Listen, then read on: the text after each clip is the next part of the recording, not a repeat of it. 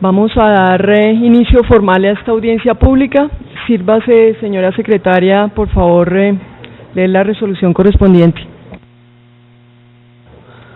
Sí, señora presidenta. La resolución con la cual se autoriza la convocatoria a la audiencia pública es la resolución número 001 de agosto 18 de 2015, por la cual se convoca audiencia pública. La mesa directiva de la Comisión Primera de la Honorable Cámara de Representantes, considerando que la Ley Quinta del 92 en su artículo 230 establece el procedimiento para convocar audiencias públicas sobre cualquier proyecto de acto legislativo o de ley, que los honorables representantes Eduardo David Rodríguez Rodríguez y Clara Leticia Rojas González, ponente y coordinador del proyecto de Ley 017 de 2015 Cámara, mediante el cual se modifica la Ley 599 de 2000 y se dictan otras disposiciones para proteger los mecanismos de participación democrática, han solicitado la realización de audiencia pública sobre el proyecto de ley en mención. Que la mesa directiva de la Comisión Primera considera que es fundamental en el trámite de estas iniciativas conocer la opinión de la ciudadanía en general sobre el proyecto de ley antes citado. Que el artículo 230 de la Ley Quinta del 92 faculta a la mesa directiva para reglamentar lo relacionado con las intervenciones y el procedimiento que asegure la debida atención y oportunidad. Que la Corte Constitucional, en reiterada jurisprudencia en relación con las audiencias públicas, ha manifestado: las audiencias públicas de participación ciudadana decretadas por los presidentes de las cámaras o sus comisiones permanentes, dado que el propósito de estas no es el de que los congresistas deliberen ni decidan sobre algún asunto, sino el de permitir a los particulares interesados expresar sus opiniones y puntos de vista sobre los proyectos de ley o acto legislativo que se estén examinando en la célula legislativa correspondiente. No son así sesiones del Congreso o de sus cámaras, sino audiencias programadas para permitir la intervención de los ciudadanos interesados. Resuelve. Artículo primero. Convocar audiencia pública para que las personas naturales o jurídicas interesadas presenten opiniones o observaciones sobre el proyecto de ley número 017 de 2015 Cámara, mediante el cual se modifica la ley 599 de 2015 Cámara, mediante el cual se dictan otras disposiciones para proteger los mecanismos de participación democrática. Artículo segundo. La audiencia pública se realizará en la ciudad de Bogotá el día lunes 24 de agosto de 2015 a las 9:30 am en el Salón de Sesiones de la Comisión Roberto Camacho de esta célula legislativa. Artículo tercero. Las inscripciones para intervenir en la audiencia pública podrán realizarse telefónica o personalmente en la Secretaría de la Comisión Primera de la Cámara de Representantes con un día de antelación a la audiencia. Artículo cuarto. La mesa directiva de la Comisión Primera de la Cámara de Representantes ha delegado en la honorable representante Clara Leticia Rojas González, ponente coordinadora del proyecto de ley, la dirección de la audiencia pública, quien de acuerdo a la lista de inscritos fijará el tiempo de intervenciones de cada participante. Artículo quinto. La Secretaría de la Comisión efectuará las diligencias necesarias ante el área administrativa de la Cámara de Representantes a efecto de que la convocatoria a la audiencia sea de conocimiento general y en especial de la divulgación de esta audiencia en el canal del Congreso. Artículo sexto. Esta resolución rige a partir de la fecha de su expedición. Comuníquese y cúmplese, dada en Bogotá a los 18 días del mes de agosto del año 2015. Suscrita por el presidente Miguel Ángel Pinto Hernández, vicepresidente Álvaro Hernán Prada Artunduaga, secretaria quien les habla Amparo Janet Calderón Perdomo. Señora presidenta, con relación al artículo de la resolución, el artículo quinto que ordena a la Secretaría hacer todo el trámite pertinente ante la parte administrativa para que esta audiencia fuese convocada por el canal del Congreso y todas las instituciones para que la ciudadanía se enterara de la convocatoria de la misma. Se hizo lo pertinente ante la Presidencia y la Dirección Administrativa y en el canal del Congreso se convocó a la misma. Asimismo, señora presidenta, el orden del día para hoy es el siguiente.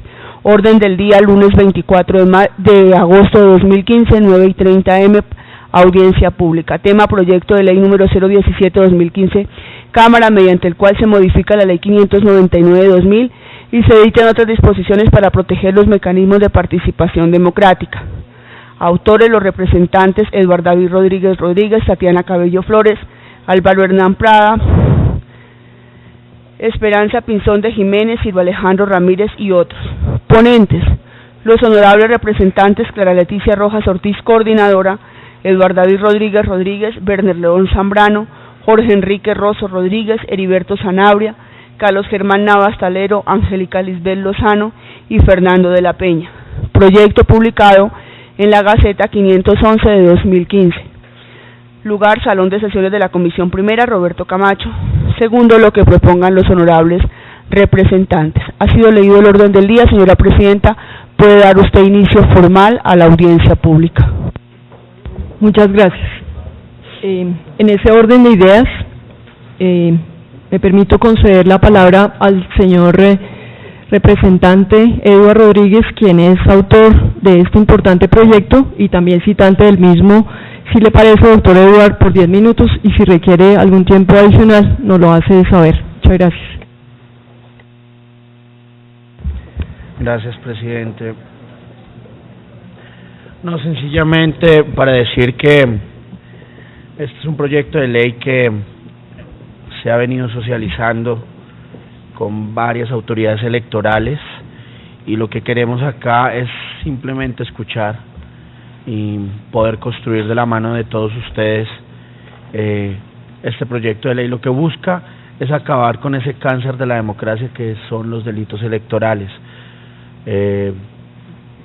Lo único que yo quisiera es de pronto concluir al final, si usted lo tiene bien, señora Presidente, y escuchar. Aquí lo que venimos es a escuchar y aprender, a ver cómo entre todos, Congreso, sociedad civil y organizaciones estatales, podemos construir un proceso a fin de que este proyecto de ley sea un proyecto de ley que se saque adelante y que tenga el visto bueno de todos los colombianos. Gracias. Muy bien, representante Eduardo. Dicho lo anterior, señora secretaria, por favor, informe a esta comisión quiénes han sido invitados, qué funcionarios han sido citados y qué personas se encuentran inscritas.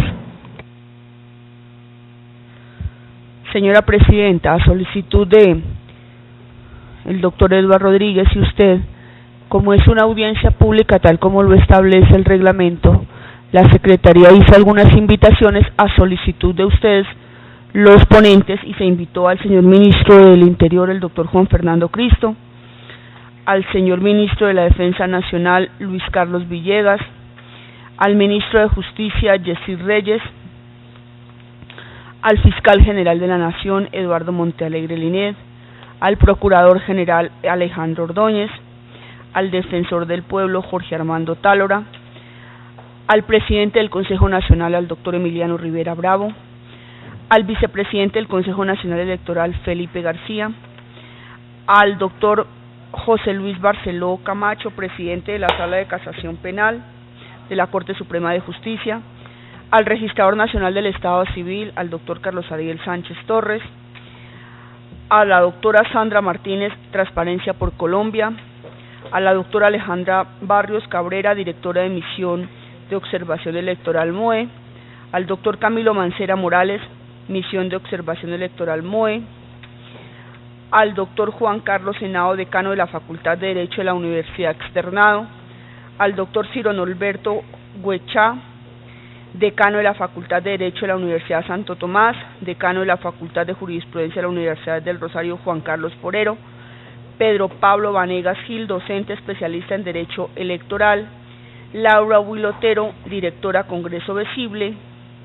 Esas fueron las invitaciones que se hicieron por parte de la Secretaría de la Comisión por instrucciones de ustedes los ponentes, y se ha excusado a asistir a la audiencia el señor Fiscal General.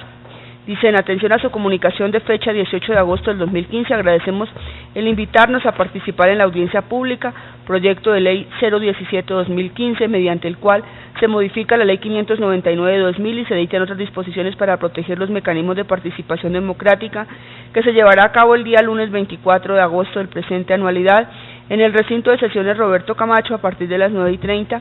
Debido a compromisos adquiridos con antelación, el Fiscal General de la Nación, Eduardo Montealegre Linet, le impide asistir al citado evento. Amablemente le solicito escuchar su ausencia. Cordialmente, Olga Lucía Claros Osorio, Despacho Fiscal General de la Nación. Igualmente, el señor Ministro del Interior ha mandado la siguiente comunicación: de manera atenta le informo que no podré atender la invitación a la sesión del lunes 24 de agosto, en la cual se llevará a cabo la audiencia pública del proyecto de ley 017-2015, mediante el cual se modifica la Ley 599 de 2000 y se dictan otras disposiciones para proteger los mecanismos de participación democrática, debido a compromisos inaplazables adquiridos con anterioridad. Sin embargo, para la importancia del tema, he delegado a la doctora Ana María Almario, directora para la democracia, la participación ciudadana y la acción comunal, para que asista en mi nombre. Al valorar de antemano su comprensión, le agradezco haga extensiva esta excusa a todos los asistentes a la audiencia. Cordialmente, Juan Fernando Cristo Bustos. Tengo entendido que la doctora Ana María ya se encuentra en el recinto. Igualmente, el señor registrador de la registraduría ha mandado la siguiente comunicación: con la presente y el nombre del doctor Carlos Ariel Sánchez, registrador nacional del Estado Civil, acuso, recibo y agradezco la invitación a la audiencia pública sobre el proyecto de ley 017-2015, mediante el cual se modifica la ley 599 de 2000 y se dictan otras disposiciones para proteger los mecanismos de participación democrática, la cual se llevará a cabo en el Salón de Sesiones Roberto Camacho de esta célula legislativa. Quiero manifestar que por compromisos institucionales adquiridos con antelación, el señor registrador nacional del Estado Civil no podrá acompañarlos, por lo que en su representación asistirá el doctor Roberto José Rodríguez Carrera, asesor del despacho, quien se identifica, para efectos de su autorización, altamente Altus Alejandro Vaquero Rueda, gerente de talento humano. Esa es la excusa del señor registrador, y tengo entendido que el señor doctor Roberto José Rodríguez también ya está en el recinto. Y de la Universidad Javeriana han delegado, dice: muchas gracias por la invitación, para la facultad es muy importante participar, desafortunadamente no lo puedo hacer personalmente y he pedido al doctor José Fernando Mestre que asista en nombre de la facultad. Creo que el doctor José Fernando Mestre ya está en el recinto, no sé. No está. Esas son las excusas, señora presidenta, que han llegado de las invitaciones que se hicieron a solicitud de ustedes por la Secretaría. Entonces, las demás personas que ya están aquí en el recinto, puede usted, con la lista que tiene la Secretaría, dar inicio a la audiencia. Muchas gracias, señora secretaria. En este sentido, nos corresponde entonces dar la palabra al doctor magistrado, doctor Felipe García, vicepresidente del Consejo Nacional Electoral. Si tiene a bien 10 minutos, si considera que necesita algún tiempo adicional, por favor déjenoslo saber. Muchas gracias. Muchas gracias, señora presidenta, a los honorables representantes de la Comisión Primera, a los distinguidos invitados el día de hoy. En primer lugar, hacer referencia a esta invitación, no obstante mi condición de vicepresidente del Consejo Nacional Electoral, la hago simplemente en mi condición de magistrado para compartir algunos comentarios en relación con el proyecto puesto en conocimiento de los invitados, toda vez que el mismo no ha pasado por la sala plena de la corporación, y por lo tanto ruego que se entiendan estos comentarios como emitidos en mi condición de magistrado, pero por supuesto a título personal, sin comprometer a la corporación, a la mesa directiva, ni a ningún otro magistrado. Por razón de tiempo, quisiera concentrarme en dos aspectos fundamentales del proyecto. En primer lugar, celebro el interés de la comisión de estudiar el tema de los delitos electorales e imprimirle a través del proyecto un mayor rigor desde el punto de vista de las penas, tanto en lo que tiene que ver con la pena de prisión como con las multas, porque sin la más mínima duda los 11 tipos penales que contempla nuestra legislación penal en relación con delitos electorales reúnen una serie de comportamientos que atentan de manera grave contra la democracia. Quiero referirme en primer lugar a uno de los afectados, y es la legitimidad. La legitimidad, en muy buena medida, en la democracia está dada por el nivel de participación. En Colombia, dependiendo de la elección, pero estadísticamente puedo decir que el nivel de abstención puede llegar a ser superior al 50% en algunas elecciones y se ubica alrededor del 40% en promedio. Eso quiere decir que nuestros certámenes electorales se están dando con un 60% del potencial electoral, razón que, entre otras cosas, motiva otra discusión que es la del voto obligatorio, que nada tiene que ver con esto. Sin embargo, una de las explicaciones de los altos niveles de abstención es la conciencia, bien sea individual o colectiva, de cuánto cuenta mi voto. Una de las razones por las cuales los ciudadanos no votan es porque consideran que su voto no cuenta. Y si su voto no cuenta es, entre otras cosas, por organizaciones criminales que afectan la voluntad popular a través de diversos mecanismos, varios de los cuales están contemplados en la lista de los 11 delitos electorales. El segundo, el tema de la transhumancia electoral. A la fecha, el Consejo Nacional Electoral para estas elecciones del año 2015 tiene registradas 1.085 denuncias por transhumancia electoral en 485 municipios del país, lo cual representa alrededor del 45% de todos los municipios del país. Sin embargo, para sorpresa de muchos, la transhumancia como delito electoral tipificado no está tipificado sino en relación con lo que nosotros llamamos los determinadores de la transhumancia.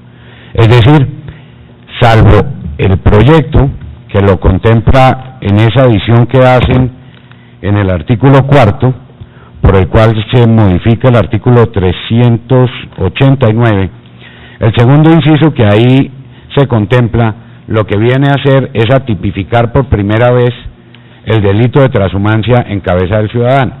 La pregunta es, entonces la transhumancia no es un delito, la transhumancia es un delito, pero hoy en día se maneja como el falso testimonio. Es decir, la manifestación que hace el ciudadano al inscribir su cédula en relación con su residencia, cuando la Fiscalía cita a ese ciudadano, lo cita es por razón del falso testimonio que está dando en una diligencia administrativa en relación con su residencia. Luego, aquí lo primero que debe hacer es celebrar el hecho de que se incluya típicamente en el segundo inciso de ese artículo 4, se incluya de manera típica el comportamiento ciudadano en la inscripción de cédula, en la inscripción de su cédula como un delito. No debo decir lo mismo de la calificación que se le da a al comportamiento típico. Me permito leer lo que dice el proyecto. Dice: en igual pena incurrirá quien inscriba su documento o cédula de ciudadanía en una localidad, municipio o distrito diferente a aquel donde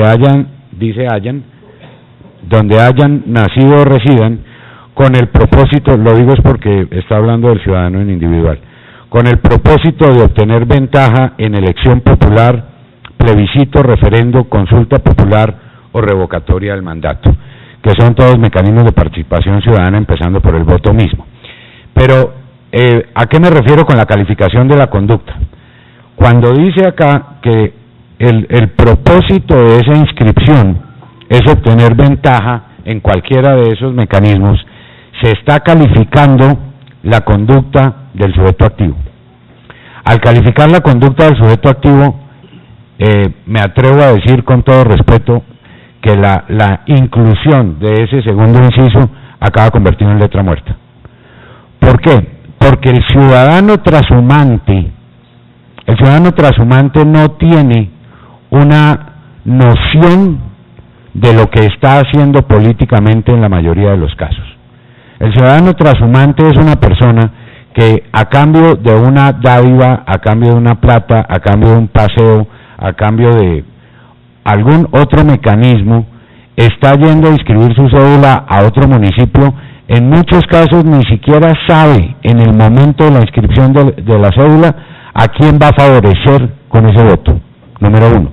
Y número dos, si la conducta punible está en la inscripción, y en ese momento el ciudadano no lo está haciendo con el fin de que algún candidato obtenga ventaja, pues la conducta no quedaría tipificada en el delito, y el delito debería detenerse en la sola inscripción de la cédula en un lugar diferente al de su residencia.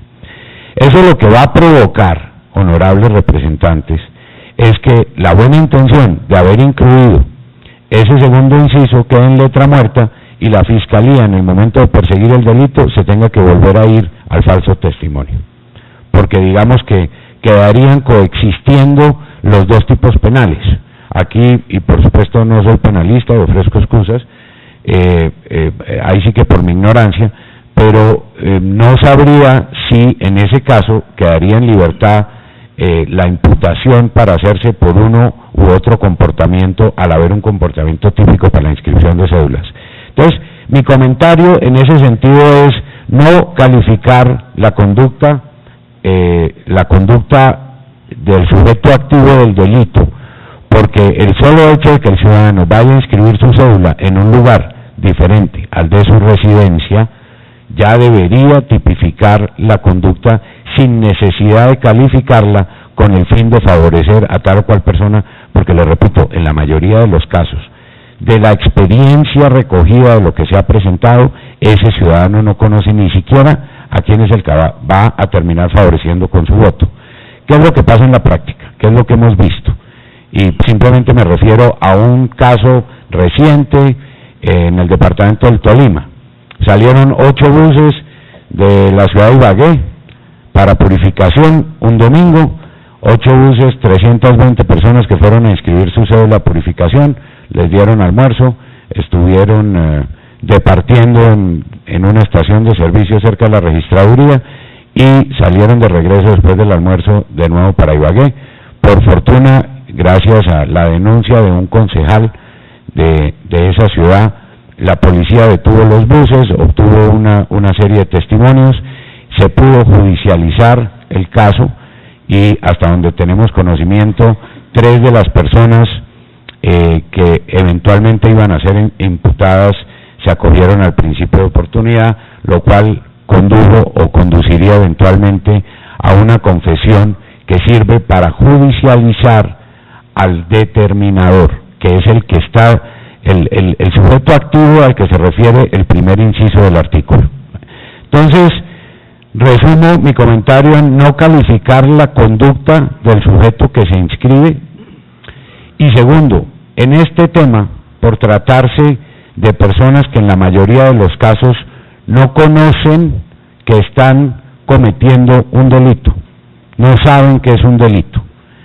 En materia, por supuesto, penal, la ignorancia de la ley no sirve de excusa, principio fundamental que le enseñan a uno en derecho penal, pero esto necesita una gran dosis de pedagogía, porque quien terminaría siendo el sujeto activo del delito acá ni siquiera conoce que estaría incurriendo en una conducta punible.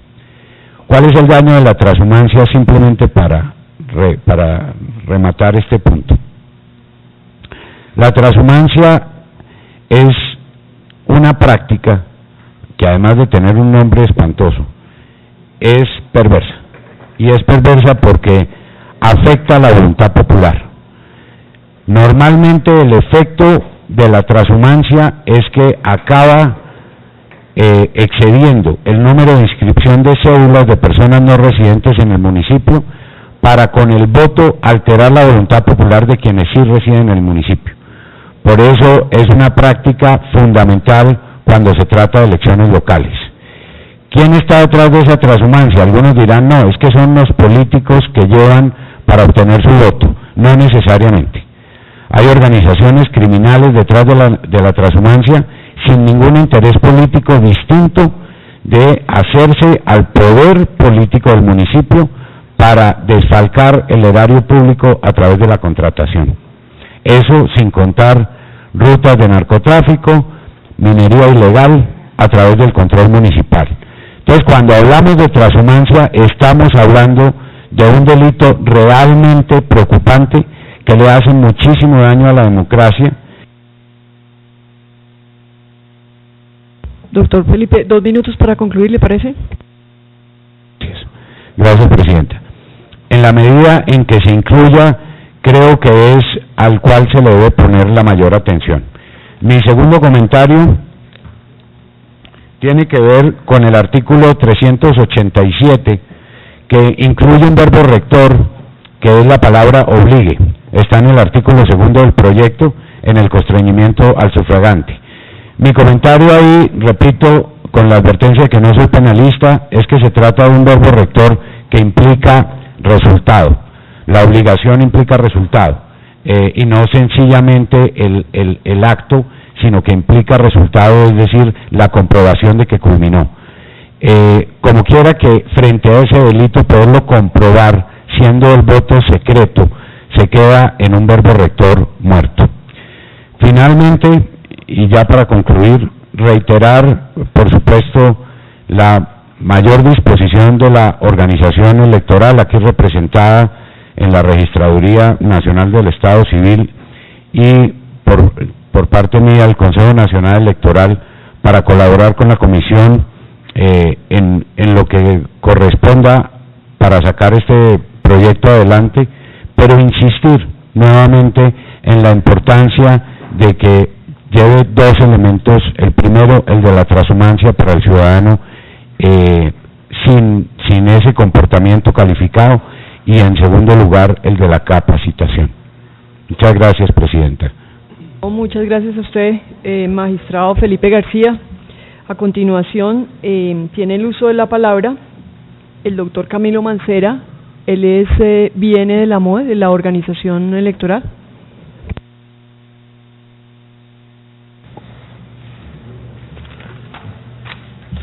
Muy buenos días a todos los presentes, entidades, honorables representantes a la Cámara. Bueno, mi nombre es Camilo Mancera, soy el coordinador jurídico de la misión de observación electoral. Primero que todo, quiero felicitar a los representantes que presentaron este proyecto. Creo que es una iniciativa importante y necesaria, teniendo en cuenta los altos grados de impunidad que hay en temas electorales. Quiero empezar mi intervención dándoles unos datos. En una investigación que hizo la misión de observación electoral, en el que estuvimos mirando la criminalidad electoral, estuvimos mirando los últimos 10 años las denuncias que se había presentado a la Fiscalía. De ahí obtenemos que se han presentado 12.194 denuncias en 10 años, del 2002 al 2012. De esas 12.194 se presentaron 261 acusaciones, tan solo 66 sentencias y 59 condenas. ¿Esto qué nos dice? Que ni el 1% de los procesos que se están adelantando frente a la Fiscalía han prosperado. Eso nos lleva a mirar específicamente cuáles son las dificultades que tienen los delitos electorales. Este no es un tema que se solucione con incremento de penas. Este es un tema que requiere un análisis muchísimo más profundo y entrar a mirar las otras dificultades que tiene estos delitos electorales.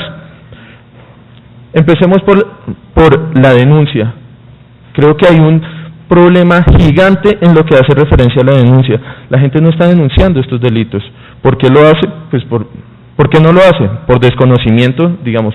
Uno entender frente a qué entidad debe reportar una irregularidad que está evidenciando ya es supremamente difícil. Estamos hablando de delitos, de faltas disciplinarias, de violaciones a la normatividad electoral, en donde el Consejo Nacional Electoral, la Fiscalía, la Procuraduría, todos tienen competencia sobre esto. Entonces hay una dificultad con la denuncia. Miedo. La gente teme denunciar. Sobre todo pensemos en municipios pequeños, donde la principal fuente laboral es la administración, es la alcaldía. Y pues resulta que pues una persona estaría denunciando a su futuro alcalde. Es decir, posiblemente estaríamos hablando de una persona que no va a tener trabajo por los siguientes 4 años, por las represalias que pueden haber, porque en un municipio pequeño, y todos ustedes lo saben, todo el mundo sabe quién es todo el mundo y qué es lo que hace todo el mundo. Y tercer tema, muy de la mano, el de desconfianza frente a las entidades. Otro problema que traen los delitos electorales es posiblemente la recolección probatoria. El diseño de los tipos penales y lo que hace referencia en los tipos penales electorales dificulta la recolección probatoria para poder judicializar estos distintos tipos penales. Y finalmente creo que hay un tema que es de diseño de los tipos. Voy a hacer referencia a 3 tipos penales en específico. El primero de ellos, como lo decía muy bien el doctor Felipe García, es el del fraude en la inscripción de cédulas, o como también hemos denominado la transhumancia. Creo que hay un problema inmenso solo desde la concepción del delito, y es el tema de la residencia electoral. ¿Cuál es la residencia electoral? El tipo penal me hace referencia a que solo puedo inscribirlo dentro de mi residencia electoral, pero ¿cuál es esta? Entonces tenemos la ley 136 que nos dice que es donde se vive o donde se trabaja. Tenemos el Código Penal que me dice donde se vive, donde se trabaja o su lugar de arraigo. Finalmente, no hemos delimitado bien esto. Esto habilita que una persona pueda inscribir su cédula en muchos lugares. Esto, para la judicialización de este tipo penal, se requiere, primero que todo, definir muy bien eso. Segundo, automatizar ese proceso. Se necesita saber muy bien que si yo estoy viviendo en Bogotá, yo tengo que inscribir mi cédula ahí. Y esto no puede ser un acto de buena fe como se ha venido manejando. De pronto lo que se necesita es que yo inscriba mi cédula y se establezca adicionalmente que yo tengo que presentar una prueba que demuestre que mi domicilio es ese. El sujeto activo de la conducta. Creo que en el proyecto se adelanta bastante, se avanza bastante en lo que hace referencia a la judicialización.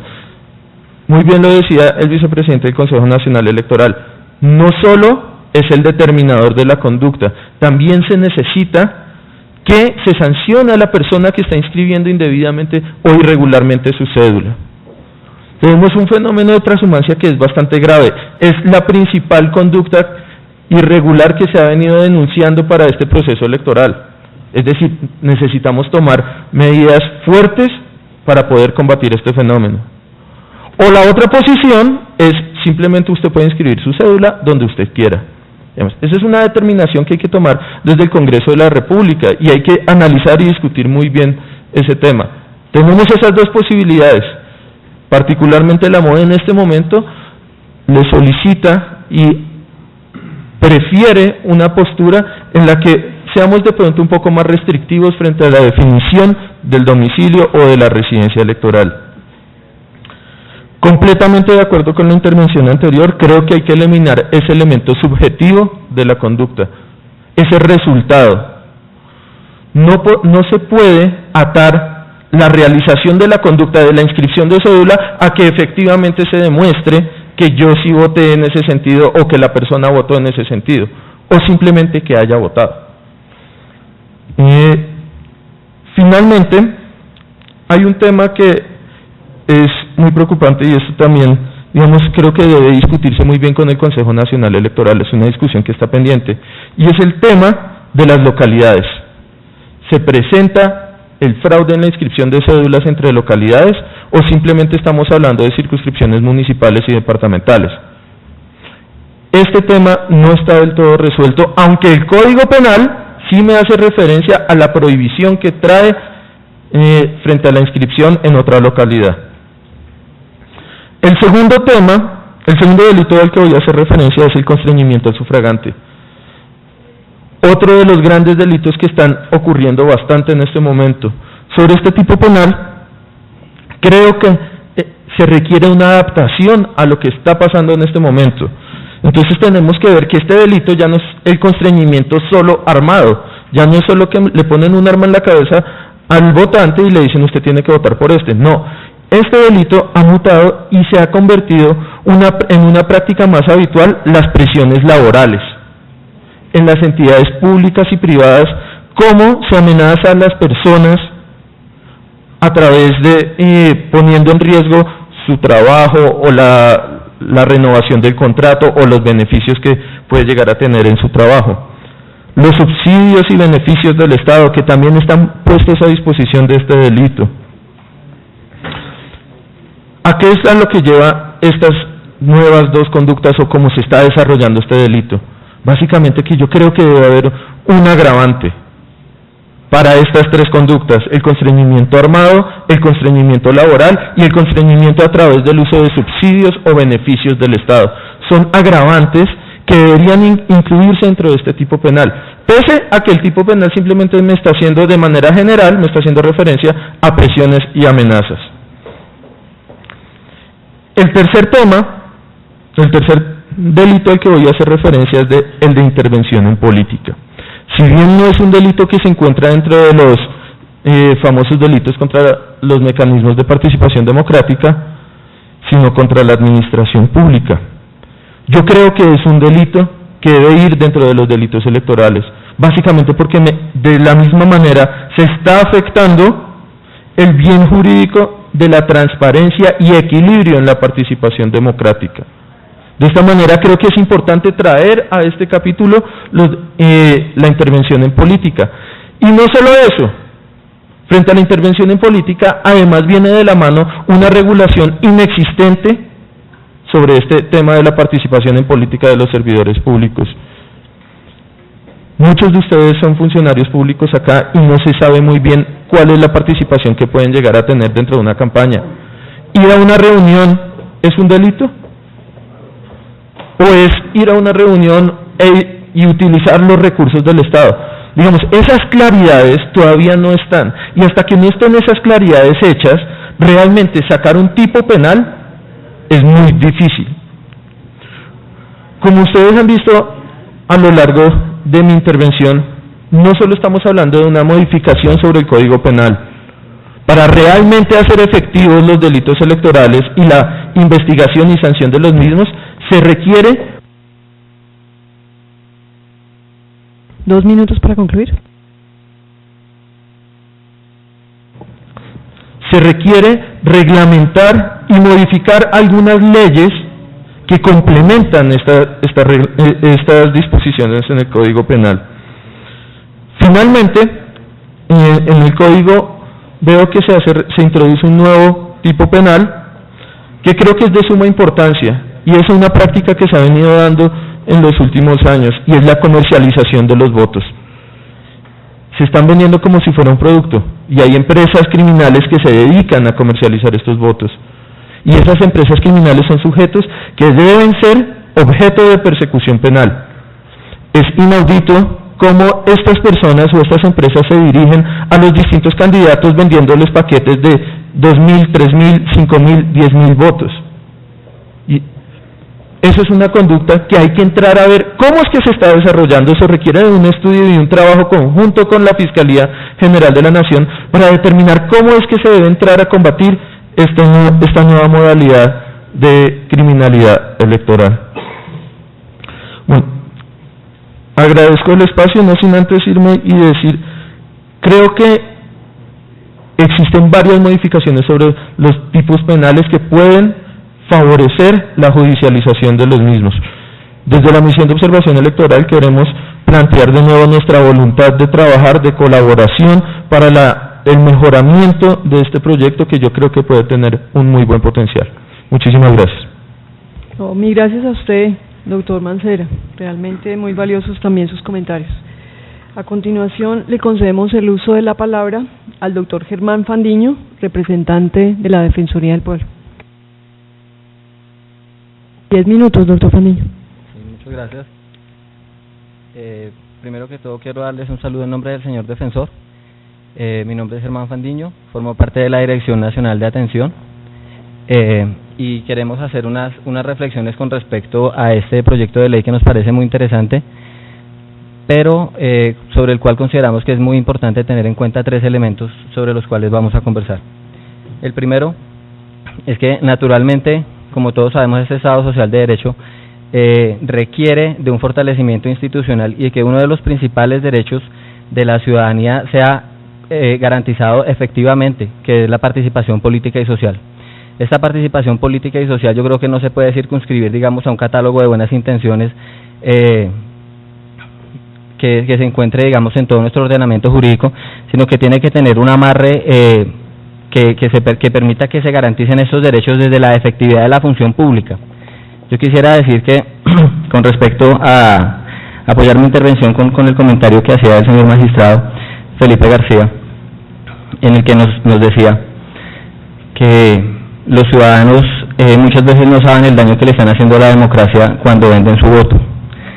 Pues yo creo que si eso nos está pasando es porque estamos fallando como Estado y no estamos educando bien a nuestra ciudadanía. Nuestras estrategias de carácter pedagógico están fallando y estamos creando una ciudadanía, digámoslo así, indolente y favorable al cometimiento de este tipo de delitos. Entonces yo creo que es importante hacer un llamado a todas las instituciones para que el proceso electoral y todos los mecanismos de participación ciudadana estén blindados, no solamente desde una perspectiva vertical, en la cual las instituciones tienen que cumplir y garantizarles los derechos a los ciudadanos, sino que la ciudadanía también se haga garante de sus derechos y del correcto funcionamiento de la institucionalidad.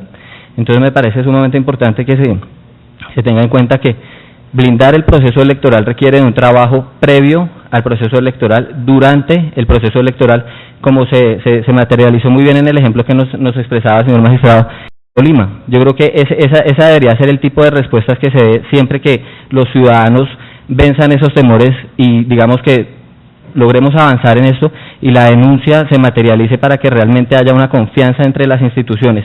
Yo estoy seguro que las personas que vieron el accionar de la Policía Nacional en esta situación y ven que estamos avanzando, vemos que, como decía el doctor Camilo, de 12.194 denuncias solamente llegamos a 59 condenas, pero ¿qué estamos haciendo nosotros para evitar llegar a esa última parte de ese último eslabón de la cadena? Yo creo que no podemos quedarnos solamente en este tipo de iniciativas que vemos con muy buenos ojos, porque naturalmente sabemos que es muy importante desincentivar ese tipo de conductas, pero nosotros queremos hacer un llamado al fortalecimiento institucional, porque tenemos que ser eficaces y eficientes desde todas las instituciones, tanto públicas como privadas, organizaciones no gubernamentales que de muy buena voluntad están trabajando por construir una democracia mucho más sólida, porque finalmente yo considero que es importante que dimensionemos la gravedad del daño que se hace a las instituciones cuando permitimos que queden impunes todos estos delitos electorales. Finalmente lo que estamos perdiendo es una pérdida de confianza institucional. Las personas no van a creer en ningún tipo de corporaciones, empezando por los ediles, consejos, alcaldías, bueno, todos los cargos de elección popular. Es muy difícil que las personas crean en ese tipo de elecciones, en las personas que representan estos espacios y que conforme a esa credibilidad cree unas dinámicas de participación y de correlación efectiva entre la ciudadanía y las instituciones. Además de que permitimos que las personas que hacen esto afecten gravemente la gestión pública. La gestión pública se ve afectada porque una campaña de estas a la cual se le invierten cientos de millones de pesos tiene una naturaleza perversa, obviamente no solamente desde el punto de vista electoral y de la participación política y social, sino desde el punto de vista económico del manejo del detrimento del patrimonio público. Una persona, un colectivo de ciudadanos que invierten 100.000, 500 millones de pesos, que son capaces de ponerle un arma en la cabeza a nuestros conciudadanos, quieren la administración pública para cosas no muy buenas, que finalmente terminan devaluando y degradando nuestro proyecto de construcción de nación y de país. Entonces, me parece sumamente importante que avancemos en un fortalecimiento institucional que nos ayude a que todos, absolutamente todos, abordemos de una manera interdisciplinar este tipo de sanciones para crear un filtro que nos permita no tener que llegar a este tipo de sanciones que naturalmente son muy importantes y que van a desincentivar y van a sancionar efectivamente a quienes lo hacen, sino que garanticemos que todo el engranaje realmente funcione, porque yo creo que el engranaje en muchas de sus piezas no nos está funcionando. La participación política y social yo creo que es una herramienta sobre la cual debemos trabajar, debemos garantizar que todos los ministerios, todas las instituciones que tengan algún tipo de incidencia en el certamen electoral promuevan una mayor participación ciudadana. Los ciudadanos son el eje central de nuestra democracia y no podemos pretender seguir avanzando, digamos, con penas de tipo punitivo únicamente, sin brindarle al ciudadano las herramientas que le permitan participar activamente en la democracia. Yo creo que el objetivo principal sobre esto debe ser promover la apropiación ciudadana de los mecanismos de participación, unos mecanismos de participación que son mucho más complejos de lo que nosotros pensamos con ese tipo de mecanismos como el voto, pero que en un certamen electoral se juegan la forma en la que los ciudadanos van a participar en los demás mecanismos. Cuando las personas ven que un país entero pues no puede tomarse una gota de licor el día anterior, ve que toda la institucionalidad se mueve para garantizar un proceso democrático, pero finalmente las cosas pasan y nadie hace nada. Cuando finalmente vemos que todos sabemos que se está presentando el delito de la transhumancia, pero son pocas las acciones que se hacen, entonces lo que el ciudadano del común va a pensar es: eso está pasando en este momento, que toda la institucionalidad está jugada por nosotros, por garantizarnos el derecho. ¿Qué pasará en el día a día? Entonces yo creo que es sumamente importante hacerle un llamado a todas las instituciones para que sea el día a día el que no nos quede grande, digamos, que no caigamos en el lugar común de pensar cada vez que hay elecciones en mirar cómo atajamos todo este tipo de problemas y cerrarle las puertas a las estructuras criminales, a las estructuras delictivas, como el político que quiere ganar sus votos y busca a esos amigos en el pueblo al lado, como a los grupos armados que están pendientes de garantizar que sus proyectos políticos, sus proyectos económicos tengan el respaldo desde la institucionalidad. Entonces yo quiero hacer un llamado a todas las instituciones, para que fortalezcamos el día a día de nuestras corporaciones. Cuando nosotros vemos los delitos electorales, no solamente contemplan las acciones que cometen los ciudadanos o los grupos de ciudadanos que quieren interferir en el libre ejercicio del voto de los ciudadanos. No solamente hablamos de grupos al margen de la ley, sino que hablamos de funcionarios públicos que muchas veces con sus acciones y con sus omisiones facilitan este tipo de mecanismos. De ahí que la norma que se está proponiendo contemple los agravantes que tenemos, y siempre lo haya contemplado para los servidores públicos. Entonces yo creo que es muy importante avanzar en el fortalecimiento de los funcionarios públicos, en unos mecanismos de control que nos garanticen que quienes tienen las banderas de la patria desde las diferentes instituciones y quienes ejercen la función pública lo hagan de la manera correcta, y garantizar que el ciudadano cuente con las campañas pedagógicas durante todo el tiempo, para que realmente haya una confianza institucional que nos permita no solamente tener acciones de carácter penal que desincentiven esas conductas, sino que podamos llegar mucho antes para prevenir esto y para fortalecer nuestra democracia, haciendo que los ciudadanos crean en sus instituciones. Muchas gracias, doctor Fandiño, por su intervención, y ya que nos ofrece sus buenos oficios, apreciaríamos que nos enviara un documentico proponiendo cuáles serían esos filtros previos. Yo creo que sería, doctor Eduard, muy importante para esta ponencia. A continuación, la doctora Ana María Almario, del Ministerio del Interior, por 10 minutos también. Bueno, muchísimas gracias. Primero, felicitar esta iniciativa, porque creemos que es muy importante que desde el Senado y desde la Cámara de Representantes se piense en los delitos electorales y se piense en las contiendas electorales. Y creo que además, producto de esta contienda electoral en particular, vamos a tener también algunas respuestas a poder nutrir este proyecto de ley. Uno, me parece fundamental pensar en aumento de penas en términos de que estos delitos no sean excarcelables, y eso creo que es significativo y benéfico para la sociedad.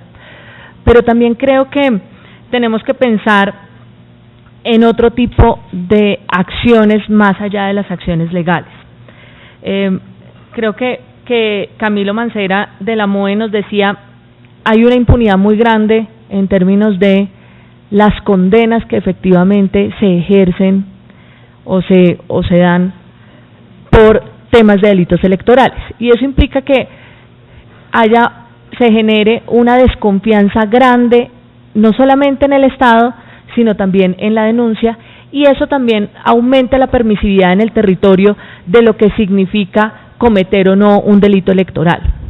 Yo creo que la ciudadanía sí es consciente de cuando comete un delito electoral. Lo que pasa es que la ciudadanía sabe perfectamente que esto es que esto está permitido. De alguna manera, la ciudadanía comprende que si no hay una sanción real, pues esto se convierte en la práctica de lo consuetudinario y esto implica que estos delitos se sigan cometiendo. Sí creo que efectivamente tenemos que seguir avanzando en el tema de la pedagogía y creo que la pedagogía no debe ser exclusivamente en los momentos electorales y en eso estoy totalmente de acuerdo con la Defensoría del Pueblo. Desde el Ministerio del Interior venimos haciendo un ejercicio muy importante en términos de pedagogía y por supuesto que consideramos que la pedagogía debe ser permanente en el tiempo. Hay un tema muy importante en la pedagogía de la denuncia y es que sí, efectivamente hemos tenido un número muy significativo de denuncias, pero también tenemos que revisar cuántas de esas denuncias que ingresan, por ejemplo, por el aplicativo de Lauriel, son denuncias que efectivamente las entidades encargadas de hacer el fallo pueden utilizar para hacerlo. Y en esa pedagogía de la denuncia, el cualificar la denuncia, el explicarle a la ciudadanía qué es lo que efectivamente debe tener esa denuncia para que esa denuncia pueda ser efectiva, eso es importante y significativo. Creo que hemos avanzado muchísimo en términos de la coordinación de los procesos electorales y creo que la Comisión de Seguimiento Electoral es un ejercicio positivo para la coordinación de esos procesos electorales. Y ahí hay un ejercicio grande y tal vez creo que uno de los logros más interesantes que hayamos tenido en los últimos años sea el tener Lauriel, la Unidad de Recepción Inmediata para la Transparencia Electoral, disponible para la ciudadanía, que le permite además inclusive denunciar en el anonimato. Pero también tenemos que hacer un llamado significativo, además de pedirle a la ciudadanía que cualifique su denuncia, también pedirle a las entidades su acción de oficio, porque si tenemos un número significativo de denuncias que efectivamente cada una de ellas o individualmente ellas no permiten consolidar un proceso, bien sea penal o bien sea un procedimiento ante el Consejo Nacional Electoral, sí creemos que es muy significativo que desde el análisis que lleguen de las denuncias, las entidades como la Fiscalía, como el Consejo Nacional Electoral puedan hacer una actuación de oficio uniendo un número significativo de denuncias. Si yo tengo más de 10 o 15 denuncias en un territorio sobre el mismo tema, a pesar de que ellas no constituyan en sí una denuncia formal, sí es importante la actuación de oficio de las autoridades y también es importante la respuesta de las autoridades. Si las autoridades le podemos responder a la ciudadanía diciéndole, mire, su denuncia efectivamente no cumple con los requisitos y debería tener A, B, C, D, F, G, esto es importante para la ciudadanía porque eso contribuye a la pedagogía, pero también contribuye a que la ciudadanía sea cada vez más responsable frente al tema de los delitos electorales. Pero también creemos que aquí, en el tema de delitos electorales, y en eso estoy de acuerdo con todas las intervenciones anteriores, tenemos que llegar a pensar en cómo romper las mafias electorales. Y esto va mucho más allá de la pedagogía y va mucho más allá de la denuncia ciudadana exclusivamente. Y es que la investigación penal, la investigación de estas mafias tiene que estar muy bien consolidada y muy bien, tiene que ser un ejercicio muy serio que haga los organismos de investigación del Estado.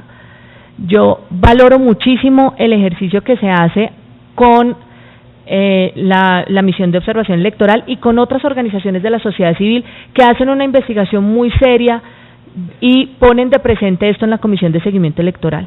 Pero no puede ser que la tipificación de los delitos y la búsqueda de la justicia esté exclusivamente en manos de las organizaciones sociales o la investigación esté en manos exclusivas de las organizaciones sociales. Tiene que haber un ejercicio mucho más serio y mucho más sólido de buscar esas mafias electorales. La Fiscalía ha hecho un esfuerzo importante, sí. La Fiscalía puso a andar un equipo, pero en nuestra ley electoral existe una unidad especial para la investigación de delitos electorales que hoy no está configurada en la Fiscalía, a pesar de que tenemos que reconocer que la Fiscalía está haciendo un esfuerzo significativo. Pero esa unidad de delitos electorales hay que tenerla, hay que buscar que exista, porque no ganamos nada en aumentar las penas si al lado no tenemos un aparato que sea capaz de investigar y sea capaz de judicializar y sea capaz de sancionar efectivamente los delitos.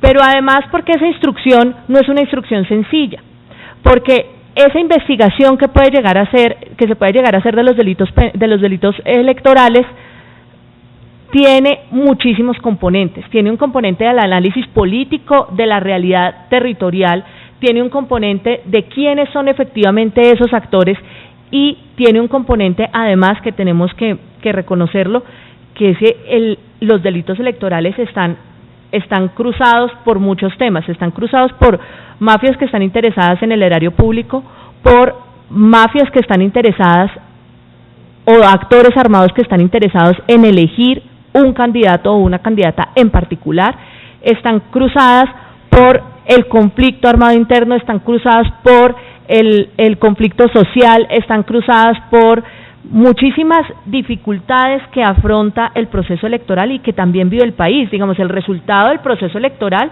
no es ajeno a la situación del país, a la situación de los municipios. Y eso nos hace también pensar en que efectivamente en la arquitectura del proyecto pensemos, por ejemplo, en el caso de corrupción al sufragante. A mí me parece muy interesante que estén ambas caras de la moneda, tanto el que prometa, pague o entregue dinero o dádivas, como el sufragante que reciba la promesa.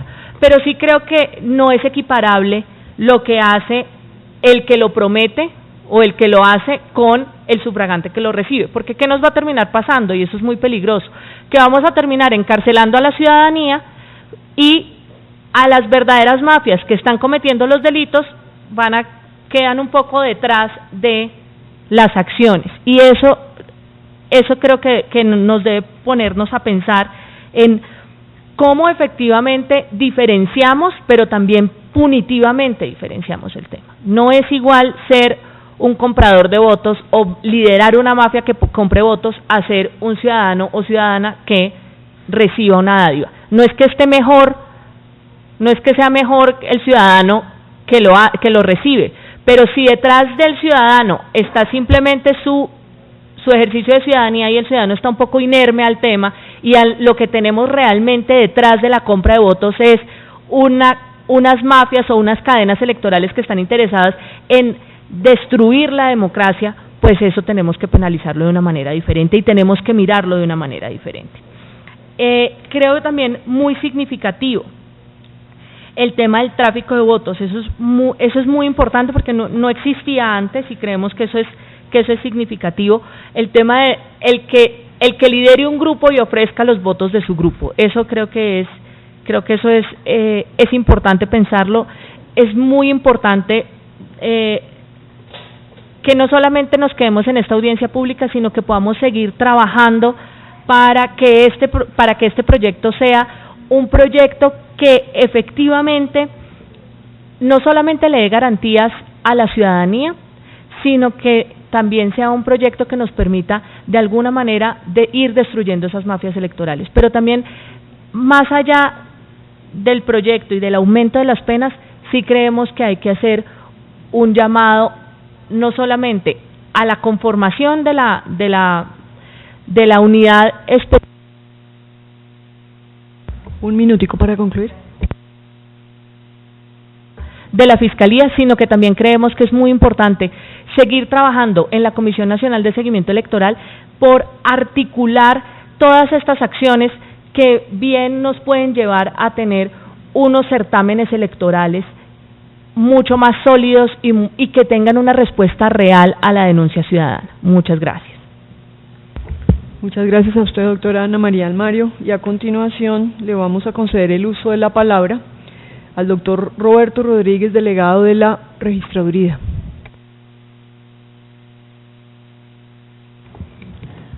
Muy buenos días a los honorables representantes integrantes de la Comisión Primera de la Cámara de Representantes, la mesa directiva, doctora Clara Rojas, los integrantes del Consejo Nacional Electoral, la Procuraduría General de la Nación, el Ministerio del Interior y demás organizaciones del sector público y de la sociedad civil como la MOE. Una vez leído el proyecto de ley 017 de 2015 punto por punto y analizado a la luz de las funciones constitucionales y legales establecidas a la Registraduría Nacional del Estado Civil, el concepto final de la Registraduría que me permito aquí citar es el de abstenerse a emitir algún concepto favorable o desfavorable sobre el mismo. Lo anterior, dado que el contenido del proyecto de ley versa principalmente sobre asuntos penales sobre los cuales la Registraduría Nacional del Estado Civil no tiene competencia alguna. En ese orden de ideas, la Registraduría Nacional del Estado Civil simplemente acogerá a lo que el legislador en cabeza del Congreso de la República decida sobre los diferentes medios que decida como pertinentes para proteger los mecanismos de participación ciudadana en Colombia. Finalmente, y con esto concluyo la intervención, la Registraduría Nacional del Estado Civil se manifiesta su disponibilidad para atender este tipo de audiencias y está atenta a cualquier solicitud que se le requiera sobre estos temas y otros atinentes a la organización electoral y al fortalecimiento de la democracia en nuestro país. Muchísimas gracias. Muchas gracias a usted, doctor Rodríguez, y a continuación le concedemos el uso de la palabra al doctor Aarón Triviño, representante del ministro de Justicia.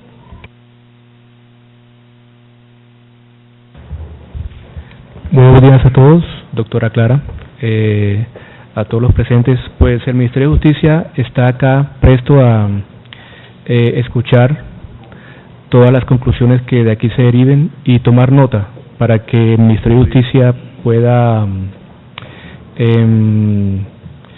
tomar algunas medidas políticas necesarias para que esto marche pues por buen camino. Gracias. Muchas gracias. A continuación, le vamos a dar el uso de la palabra al doctor José Fernando Maestre, de la Universidad Javeriana.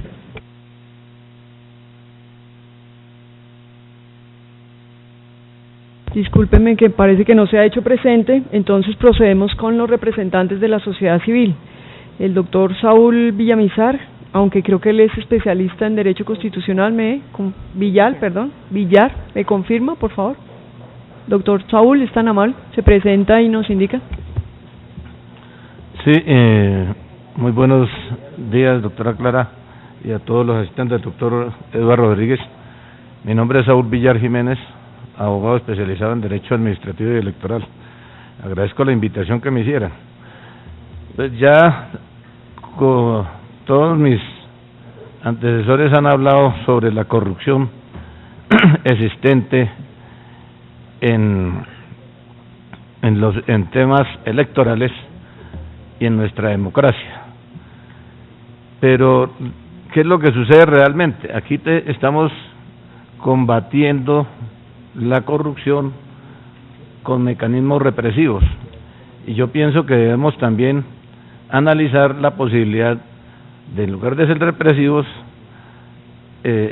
más bien mirar desde los centros educativos cómo vamos a poder combatir, o sea, en lugar de ser represivos debemos de hacerlos preventivos. Y es que en el común de la gente no tenemos el valor, o mejor, no conocemos lo que verdaderamente vale un voto.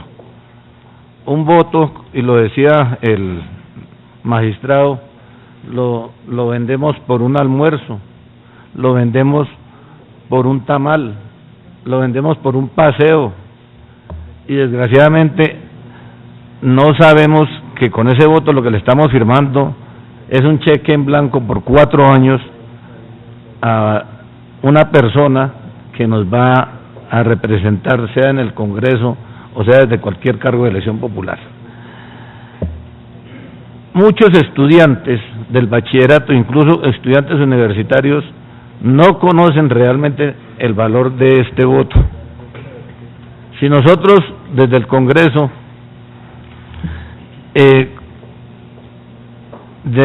dijéramos, o mejor, pudiéramos sacar una ley donde se obligara a los centros educativos a educar a los estudiantes a darles realmente decirles el valor que vale la democracia, el valor que vale un voto, muy seguramente estaríamos empezando a combatir la corrupción. Si los educamos y le decimos, vea, usted va y recibe un almuerzo y lo van a llevar a pasear a Melgar, va a estar todo el día con su familia allá, él va a estar muy contento, pero si le decimos cuánto podría valer ese viaje que le están regalando a él con el depositar un voto por una persona que quizás no conozca, vamos a enseñarlos realmente a valorar el voto. Aquí en Colombia nosotros desgraciadamente el voto no es el que nos dan en 50.000, 100.000 pesos o un viaje. El voto, nosotros cuando estamos depositando un voto lo estamos haciendo por una persona y estamos prácticamente, como le decía anteriormente, firmando un cheque en blanco a esa persona y no sabemos si es corrupta o no va a ser corrupta. Entonces pienso yo, honorables congresistas, que si se implementara la cátedra de Derecho Electoral como cátedra obligatoria, desde ahí, desde la escuela o desde la universidad, estaríamos combatiendo la corrupción porque les vamos a enseñar a eso. Entonces, como decía, yo considero que una pedagogía electoral dictada desde el quinto, sexto bachillerato o la misma universidad como cátedra obligatoria, que se llamara cátedra de Derecho Electoral o no sé, vamos a combatir la corrupción porque le vamos a decir al estudiante, al ciudadano, desde la universidad o desde el bachillerato, lo que vale realmente un voto, porque el voto no es, como lo decía, ir a que nos lleven a un paseo a Melgar o a un paseo a otras partes con gastos pagos para escribir la cédula. Entonces, el valor de un voto realmente es importante. Muchos ciudadanos, yo creo que el 90% de los colombianos desconocemos realmente o desconocen realmente el valor de ese voto. Entonces, en cuanto a los delitos, desgraciadamente o desafortunadamente creo que no hay ningún funcionario de la Fiscalía, pero a mí sí me gustaría preguntarle al señor fiscal cuántas condenas lleva o cuántos, mejor, resoluciones de acusación él ha hecho contra las mafias corruptas de la democracia. Aquí pasan 4, 10, hasta 20 años y no se conoce realmente la actuación de la Fiscalía en cuanto a la comisión de esos delitos. Entonces, para terminar, pues, le insisto, dejo como mi inquietud para que el Congreso de la República cree la cátedra de Derecho Electoral obligatoria, bien sea en la universidad o bien sea en los últimos años de bachillerato. Muchas gracias, doctor Villar. A continuación, vamos a dar espacio a dos miembros de la sociedad civil. La señora Leyde Cárdenas, si es tan amable, se presenta también, de qué lugar viene y qué grupo social representa. Sí, señores, buenos días. Mi nombre es Leyde Cárdenas. Buenos días, honorables representantes de la Comisión Primera de la Cámara de Representantes, doctora Clara y demás entidades aquí presentes. Yo represento un gremio que es el gremio de los comerciantes de San Andresitos, digamos que a nivel nacional. En este tema que nos trae aquí hoy, que es el tema de la cuestión electoral, veo un tema demasiado llamativo que es el tráfico de votos. Pero ese tráfico de votos, pienso yo desde la parte civil en este momento, va acompañado de un foco, y ese foco es el desempleo. En este momento es tanto el desempleo en la calle que vender un voto no es un problema. Si nosotros nos sentamos en la posición de la gente y miramos que afuera hay mucho vendedor ambulante, mucho vendedor informal, desmovilizados, gente que no tiene oportunidad de empleo. Simplemente la gente que está en una posición de pedir votos hace una dádiva y se la entrega al electoral, porque sencillamente es fácil en este momento penetrar esa gente y convencerla para que vengan a nosotros y voten por un candidato. Entonces el foco hay que mirarlo más allá de crear o de mirar las posibilidades de qué tan fuerte está una persona para decidir democráticamente a quién le da su voto. En ese momento nosotros lideramos un proceso contra la ley anticontrabando y créame que no es posible que nosotros, que tenemos una gente, que tenemos un pueblo, sencillamente se nos convenza con qué necesita y yo la ayudo. Los procesos hay que firmarlos y hay que llevarlos al acuerdo. Cuando la gente ve un acuerdo, ve un convencimiento y dice, este candidato sinceramente merece un voto limpio y merece un voto de calidad, porque estamos eligiendo una persona democráticamente y la estamos llevando a un poder y se está ganando nuestro respeto. Pero no se va a ganar nuestro respeto si nosotros mismos no creamos ese respeto. Si nosotros jugamos con el pan de la gente, sencillamente la gente a nosotros no nos va a creer, y como candidatos o candidatas, que son muchos, que los que están allá afuera en este momento, que hay una contienda electoral vigente, si se juega con el pan de la gente, sencillamente nosotros no vamos a poder. Fácilmente esto queda en el papel y mucha gente por debajo de cuerda va a vender sus votos, quiéralo o no, porque les ofrecen, ya dice el señor acá, un paseo, un tamal, un chocolate y un cuento, y sencillamente eso ya la gente lo está tomando como una ayuda. Aquí no se ve quién nos puede solucionar el problema, ni si es para el Senado, ni si es para la Cámara, ni si es concejal, ni si es edil. Simplemente, si nos va a ayudar con empleo, hombre, venga, yo le vendo el voto. Así no valga nada, pero la gente ya no tiene poder de decisión democrática, porque nosotros en este momento no tenemos ni trabajo, ni formas de salir adelante. Entonces, a lo que a la gente se le lleva con una aspiración de pronto de poder mejorar la calidad de vida de su familia, o de pronto de poder sacar adelante un mejor sueldo, qué sé yo, la gente vende el voto.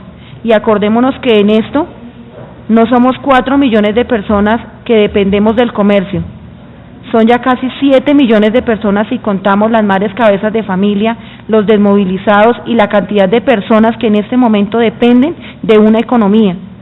Entonces, miremos esto como un aumento en las penas para los que compran el voto, pero yo diría que también aumentemos el trabajo para que no haya una venta de votos tan fácil y que no haya un manejo a la dignidad de la gente de parte de los candidatos y de parte de la gente que está con nosotros, digámoslo así de una manera y con todo el respeto del mundo que la gente aquí me merece, pero que no sea el jugar con el voto de la gente, que sea un voto de verdad limpio, que sea un voto de verdad, y que los que somos líderes no permitamos de ninguna manera que se nos compre la dignidad de la gente por medio de una ayuda, y que si la ayuda sea realmente limpia, que sea para nosotros mismos, porque es para un pueblo, porque no es para nosotros, es para una cantidad de gente que está en la calle trabajando. Muchísimas gracias. Muchas gracias a usted. Puede apagar el sonido. Muchas gracias. Gracias. Y muchas gracias por su intervención. A continuación, el doctor Jason Fajardo, también de la sociedad civil, por favor se presenta, nos indica de qué lugar del país viene y a quién representa. Bueno, buenos días. Mi nombre es Jason Fajardo, vengo de un municipio llamado Nariño, Cundinamarca, de pronto desconocido para algunos de ustedes. Estamos a 15 minutos de Girardot. En nuestro municipio viven sucediendo desde hace muchos años este tipo de inconvenientes en el sistema de elecciones. Se sufre desde el momento de la inscripción y con conocimiento de todo el mundo. Es tan evidente en un municipio, nuestro municipio es un municipio de 2.900 habitantes, en donde uno espera que la cantidad de gente que haya apta para votar sea muy poca, ¿no? Piensa uno entre 2.900, entre niños y entre grandes y entre mayores de edad, pues se espera que haya una estimación más o menos de 2.000 personas votantes, y ha crecido de la fecha, hablo específicamente de el 25 de octubre que se abrió las inscripciones en la registraduría, ha crecido con 400 personas nuevas inscritas, que es totalmente gente de afuera. O sea, no hay un limitante para escribir una cédula, sino pues se aprovecha de que nuestro municipio es caliente y que está rodeado de fincas, entonces se invita a la gente y cualquiera realmente puede ir a escribir su cédula. Denuncias han habido muchas. Tenemos antecedentes de elecciones pasadas en el 2011, en donde sucedió lo mismo y en donde hubo denuncias llevadas al Consejo Nacional Electoral y en donde nunca hubo respuesta. De pronto había una persona que decía que es miedo de mucha gente denunciar, que tienen de pronto, se sienten en el ojo del huracán porque pues uno en un municipio como estos todo el mundo sabemos quién es quién, pero sí se denuncia. Lastimosamente el poder político, el dinero, nos lleva a que se desvíen esas denuncias. Nunca hay respuesta por parte de los entes indicados, nunca hay un respaldo.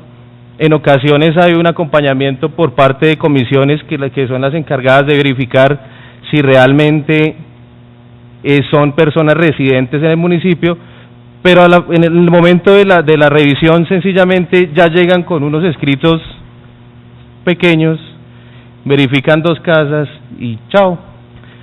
Sigue pasando lo mismo, sigue la gente no temiendo por ir a escribir su cédula en otra parte donde no reside. Yo pienso que si la persona en este momento inscribe su cédula en diferentes partes, diferentes a donde reside, se ha dado por ese mismo desinterés de participar políticamente. No hay un interés por elegir a nuestros gobernantes, porque desafortunadamente existe demasiada corrupción en sentido general, ¿sí? Se pierde ese interés por elegir a una persona líder, a una persona que sí proyecte, a una persona que sí gestione por eso mismo. Entonces sencillamente pues al primer mejor postor se le obedece y se le lleva y se le inscribe y se vota y se participa por ese tipo de personas. Respaldo la idea de que sea algo educativo, desde que se inicie desde cultura, desde colegio, en donde le enseñen al pequeño a valorar y a querer su municipio específicamente o su ciudad donde participe. Es triste llegar y de pronto llegar en ese momento que se convoque a una audiencia y no haya el interés de unas entes de participar y para llegar a corregir todas estas cosas que están sucediendo a la fecha. Quisiera pedir más respaldo de parte de las entidades, porque sí hay denuncias, como lo recalco, sí hay varias denuncias, pero no terminan en nada. No sé qué tipo de respaldo debe tenerse o qué tipo de influencias deben tenerse para que se tengan en cuenta municipios pequeños como estos, en donde pues el interés del gobernante es, en su mayoría, es de lucrarse y de lucrarse con esos pesos que llegan de inversión para el municipio. En este momento Nariño pasa por esa misma situación, pasa desde donde se ofrece un tanque para el agua, se ofrece un ladrillo, se ofrece, y la gente sencillamente se deja llevar por ese ladrillo y por ese cemento que se entrega de momento, y no se tiene en cuenta que son 4 años donde no van a haber progreso en el municipio. Es importante que en el momento que se haga la inscripción de las cédulas haya un soporte, algo que garantice o demuestre la residencia. En este momento, para llegar a inscribir su cédula en una registraduría, solamente es llegar y el registrador tiene un avisito donde pues él muestra donde se muestra en lo que está incurriendo en caso de que llegue a escribir su cédula y no viva ahí. Hasta ahí llega, o sea, no hay un acompañamiento, no hay nada, sino sencillamente se inscribe y listo, no pasa nada más. Ahí mismo, en las mismas registradurías, en elecciones del 2011, en esas denuncias que se hicieron, hubo muchas cédulas que sí se demostraron que no eran del municipio y que en debido momento las bajaron y no salieron en listas para poder votar. Un día antes, una noche antes, yo hablo que ahí hay poder político o hay dinero de por medio, llegan y montan otra vez las cédulas en el registro, habiendo un antecedente y estando un día antes por fuera del sistema de votación, con dinero, porque eso lo hacen con dinero, nuevamente aparecen aptas para votar. Se pierde el interés de denunciar, se pierde para muchas personas eso porque no hay un acompañamiento de parte de nadie, o sea, lo dejan solo al que quiere colaborar en descubrir a estas entidades fraudulentas, no lo acompañan. No es más, pues les agradezco la invitación. Espero tengan en cuenta ejemplos como este de nuestro municipio, y yo sé que sucede en gran parte de Colombia esto mismo. Muchas gracias. No, muchas gracias a usted, doctor Jason Fajardo. Yo creo que sus comentarios han sido muy importantes. Por fortuna tenemos la presencia todavía aquí del señor magistrado del Consejo Electoral para que una vez concluya la audiencia, pues se pudiera usted acercar a él para presentar la denuncia formal y se siguiera a curso la situación que nos ha manifestado.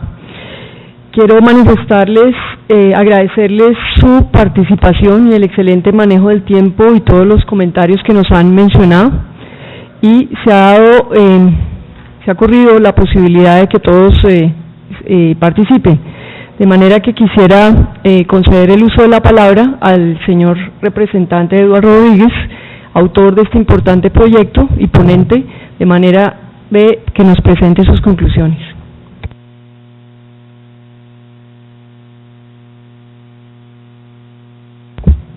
Bueno, gracias, señora Presidente.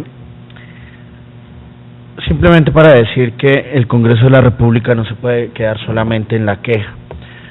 Durante muchos años yo he venido escuchando que roban elecciones, que no roban elecciones, que cometen diferentes tipos de delitos electorales. Sin embargo, creo que es tiempo de coger el toro por los cachos y mirar una de las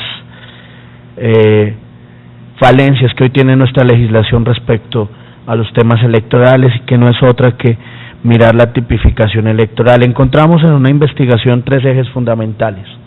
Lo primero, que las penas eran muy irrisorias y en muchas oportunidades excarcelables. Pese a que se había avanzado en algunas modificaciones recientes sobre aumentar algunas penas en delitos electorales, no se tenía un llamado a la sociedad mediante una ley que tipificara, aumentara las penas, y por eso creemos que es pertinente aumentar las penas para que se determine y se genere un enfoque esencial sobre este tipo de delitos que hoy no son vistos por el Estado colombiano, como ustedes mismos lo han venido diciendo. Lo segundo que encontramos en esta investigación es que la legislación es confusa, y por eso les rogamos que técnicamente puedan hacernos llegar todas aquellas observaciones a fin de contribuir y construir un proyecto de ley que sea eficaz para el operador judicial. Hoy el operador judicial está a merced de decir si hay delito o no hay delito, y lo lleva ante el fiscal, pero muchas veces delito no se contempla o no se aclara, y por eso no es judicializado correctamente. De tal manera que lo que hace este proyecto de ley es aclarar las diferentes tipificaciones y actualizarlas a un lenguaje técnico que el operador judicial lo pueda entender, y no solamente entender, sino que lo pueda aplicar. Y en eso seguimos en construcción. Y tercero, que es importante en este proyecto de ley, aparte de la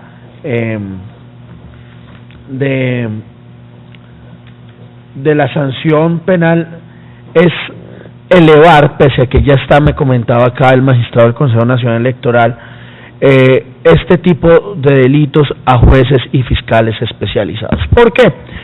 Todos sabemos que, por ejemplo, en su municipio, en Nariño, puede existir un fiscal. Cuando asume la competencia de ese delito, lo que pasa es que entran muchos intereses políticos y pueden que entre a judicializar a alguien. Resulta que en muchas oportunidades la misma investigación dio que se engaveta el proceso, o si es llevado ante juez para ser judicializado, empiezan a ejercer presiones políticas y por lo tanto empiezan a entenderse otra serie de circunstancias por los cuales el ciudadano se ve afectado y prefiere no denunciar por algo que hemos visto, y es el miedo electoral. De tal manera que si elevamos esto a jueces y fiscales especializados, tendrán mayor competencia. Ahora bien, tiene su rigor jurídico en la medida que atenta contra lo más sagrado de un Estado, que es la democracia. Este tipo de delitos atenta contra todos los ciudadanos. El sujeto pasivo es el Estado, y por lo tanto nosotros tenemos que darle la importancia y la relevancia que debe tener este tipo de delitos. Son tres ejes que hemos construido, sin embargo acá nos llevamos unas muy buenas